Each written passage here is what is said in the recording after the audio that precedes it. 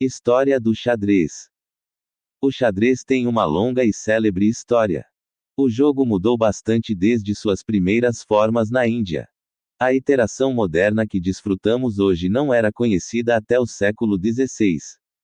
Não existiam relógios e as peças só foram padronizadas no século XIX. Olá! Eu sou o Enxadrezando.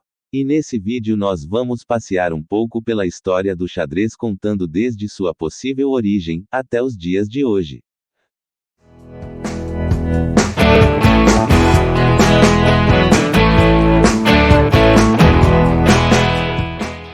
O título oficial do Campeonato Mundial surgiu no final do século XIX, logo após os primeiros grandes torneios terem sido realizados, e vários estilos de jogo terem começado a se desenvolver plenamente. Embora o primeiro livro sobre aberturas tenha sido publicado já em 1843, a teoria como a conhecemos não evoluiu verdadeiramente até o início, meados do século XX. As engines especializadas e os bancos de dados só entraram em ação no final do século XX. Origens do xadrez. O xadrez como o conhecemos hoje, nasceu do jogo indiano chamado Chaturanga antes do ano 600 d.C. O jogo se espalhou pela Ásia e pela Europa ao longo dos séculos seguintes, e eventualmente evoluiu para o que conhecemos como xadrez por volta do século XVI. Um dos primeiros mestres do jogo foi um padre espanhol chamado Ruy Lopes. Embora não tenha inventado a abertura que leva seu nome, ele a analisou em um livro que publicou em 1561. A teoria do xadrez era tão primitiva naquela época, que Lopes defendia a estratégia de jogar com o sol nos olhos do oponente. Teoria e desenvolvimento do xadrez ao longo do século XIX. A teoria do xadrez avançou a passo de lesma até meados do século XVIII. Em 1749, o mestre francês François-André Philidor entrou em cena com seu livro intitulado Análise do Jogo de Xadrez. Este livro cobriu algumas novas ideias de abertura, incluindo a defesa que ainda leva seu nome, e também continha a famosa defesa de Philidor em finais de torre e peão, uma técnica de final de jogo que ainda é usada hoje. A famosa afirmação de Philidor de que os peões são a alma do xadrez foi apresentada ao mundo pela primeira vez neste livro. A evolução do xadrez. O xadrez continuou a ganhar popularidade em todo o mundo e, em meados do século XIX, ocorreu a padronização dos jogos de xadrez. Antes da década de 1850, os jogos de xadrez não eram nada uniformes. Em 1849, Jacques de Londres, fabricante de jogos e brinquedos, introduziu um novo estilo de peças criadas por Nathaniel Cook. Essas mesmas peças foram endossadas por Howard Stoughton, o jogador mais forte de sua época. Este novo estilo de peças, conhecido como padrão Stoughton, tornou-se instantaneamente popular e foi usado em torneios e clubes em todo o mundo. As peças Stoughton, e pequenas variações delas, ainda são consideradas o padrão para jogos de xadrez de torneio. O século XIX também marcou a introdução dos relógios de xadrez no jogo competitivo. Antes dos relógios de xadrez se tornarem a norma, um único jogo podia durar até 14 horas. Com a padronização dos jogos de xadrez e a introdução dos relógios, foram criados os equipamentos necessários para partidas e torneios modernos. O xadrez em si, estava se desenvolvendo muito durante o século XIX. Os jogos mais famosos desse período eram os jogos de ataque de fanfarrão. Ideias defensivas fortes ainda não haviam sido aprendidas. Se um jogador não sacrificasse suas peças à torto e à direito tentando dar checkmate em seu oponente de maneira violenta, então não seria um jogo divertido. Foi nessa era de ataque do xadrez que o jogador americano Paul Morphy entrou em cena. Morphy foi a personificação de todas essas ideias de ataque românticas e agressivas. O que é xadrez? O xadrez é um jogo de tabuleiro, sendo também considerado um esporte. É disputado entre 2 jogadores, utilizando-se de um tabuleiro e 16 peças, sendo representados por 8 peões, 2 torres, 2 cavalos, 2 bispos, um rei e uma dama para cada jogador. O xadrez é um jogo de tabuleiro, de caráter competitivo, disputado entre 2 participantes. Cada um é representado por peças de cores opostas, geralmente são utilizadas peças pretas e brancas. O objetivo do jogo é conquistar o rei de seu adversário. O xadrez como esporte. É possível que você esteja se perguntando por que o xadrez é considerado esporte. Essa pergunta é muito válida porque, em geral, costumamos relacionar esporte à atividade física. No entanto, não é isso que caracteriza o esporte. Para uma atividade ser considerada esporte, ela deve ter regras fixas, ser regulamentada por federações e confederações, apresentar caráter competitivo, beneficiar os vencedores com recompensa como medalhas, troféus e prêmios em dinheiro. Logo percebe-se que o xadrez se encaixa perfeitamente na categoria esporte. História das peças. O xadrez é composto por um tabuleiro com 64 quadrados, sendo a metade de cor mais clara e a outra metade de cor mais escura, intercalado entre si. O tabuleiro representa o campo de batalha onde o embate vai acontecer. Por regra, uma casa de cor mais clara deve ficar à direita de cada jogador. Isso se deve por conta das coordenadas do tabuleiro, o que facilita na anotação das jogadas e nos futuros estudos sobre a partida. Como dito, cada jogador conta com 8 peões, 2 torres, 2 cavalos, 2 bispos, um rei, e uma dama, ou rainha como outros preferem chamar. Os peões. Algumas fontes dizem que os peões representam a plebe da Idade Média. São as pessoas que não tinham títulos de nobreza, mas que tinham que contribuir para que o reino funcionasse.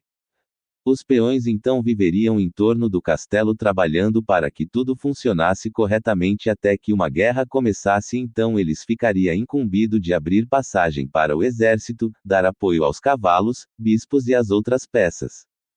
E até mesmo partir para a briga diretamente com os peões e outras peças do adversário. Apesar de ter um valor mínimo no tabuleiro, os peões têm grande valor na partida, pois todos eles somam 8 pontos, ou seja, quase o valor de uma dama. Os peões movem-se apenas para frente, podendo capturar uma peça, ou outro peão apenas na diagonal próxima a ele. Os peões não podem voltar para uma casa ao qual ele já tenha passado, e não pode capturar uma peça em uma diagonal atrás de sua posição. Os movimentos especiais dos peões. Os peões têm alguns movimentos especiais que acontecem em determinados pontos do tabuleiro. O primeiro deles é o de poder avançar 2 casas quando estiverem em sua casa de origem. Outro movimento especial dos peões é o chamado en passant. Movimento especial que indica que o peão pode capturar um peão que lhe foi negado a captura. Perceba que se o peão avançar 2 casas, o peão das brancas não poderá capturá-lo, deixando seu peão lado a lado com o outro peão. Então esse peão tem o direito de capturá-lo naquela jogada. O en passant deve ser executado no momento em que o jogador avança as 2 casas, caso o oponente não fizer o movimento logo na sequência, ele perde o direito de fazê-lo. Outro movimento muito especial do peão acontece quando ele consegue atravessar todo o tabuleiro, e chegam as chamadas casas de promoção. Ao atingir esse feito, o plebeu se torna nobre, e pode escolher o título que quiser, menos ser rei, ou outro peão, o que não teria lógica nenhuma. Enfim, ao conseguir seu título de nobreza, esse recém-peão promovido continua na partida a partir de sua casa de promoção. As torres. As torres são consideradas peças maiores no jogo de xadrez por conta de seu valor estratégico e tático no jogo. Cada jogador tem uma torre em cada canto do tabuleiro representando as carruagens de guerra. Essas peças têm o valor simbólico de 5 pontos, ou seja, as 2 torres têm maior valor do que uma dama. Por conta de seu alto valor simbólico, as torres geralmente são as últimas peças a serem desenvolvidas. Elas estão posicionadas nas piores posições possíveis para uma peça com tamanha potência, por isso é importante conectá-las na primeira fileira e buscar colocá-las apontando para o centro do tabuleiro. Assim como os peões, as torres também têm um movimento especial junto com o rei que se chama roque. Vamos falar sobre o roque mais à frente nesse vídeo. Os cavalos. Ao lado de cada torre nós temos um cavalo. Essas peças menores representam a cavalaria do nosso exército. Seu movimento é o chamado movimento em L. Os cavalos são as únicas peças que podem pular outras peças, tanto as suas quanto a do oponente. O cavalo tem o valor simbólico de 3 pontos e é uma ótima peça para ser colocada no centro do tabuleiro, principalmente se protegida por um peão, dominando casas importantes tanto do ataque quanto da defesa. Ela é uma peça de curto alcance e muito importante em posições fechadas por conta de sua capacidade de pular peças, e de fazer ataques duplos. Os bispos. Os bispos têm o mesmo valor simbólico dos cavalos. Essa peça foi integrada no xadrez no século XII, porém o seu antecessor, o alfil, tinha seu nome ligado ao elefante. Historiadores indicam que o nome foi mudado por conta da influência da Igreja na Idade Média, e das semelhanças da peça com a mitra utilizada pelos bispos da época. Porém, países de língua espanhola mantiveram o nome da peça como alfil. Essa peça poderosa se move apenas nas diagonais, impedindo que um bispo de casas escuras vá para uma casa clara, e vice-versa. Os bispos são usados para controlar grandes diagonais e desenvolvem um papel muito importante em posições abertas. A poderosa dama. A dama, ou rainha, é uma peça maior do jogo de xadrez. Ela tem um valor simbólico de 9 pontos e pode se mover para qualquer direção, quantas casas forem possíveis. Por conta de seu alto valor e potência, a dama comumente é alvo de ataques do oponente, por isso é muito importante colocá-la em jogo no momento certo. Sua posição ao lado do rei indica que ela é responsável pela guarda pessoal do rei. É ela que comanda o exército, passando a responsabilidade de proteger o rei para uma das torres e seus peões, ficando livre para entrar no campo de batalha. O rei.